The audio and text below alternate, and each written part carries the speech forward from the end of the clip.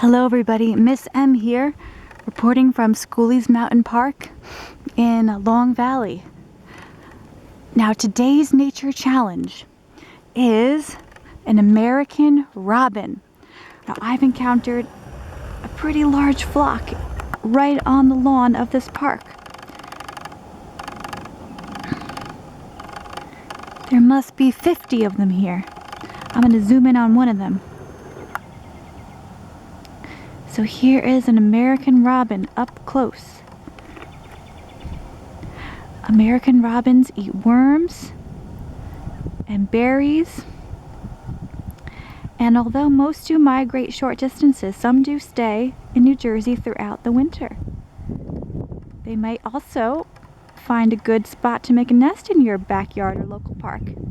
They make mud nests. And they also have a beautiful song. Cheery up, cheerio, cheery up, cheerio. And their call is what you're hearing right now.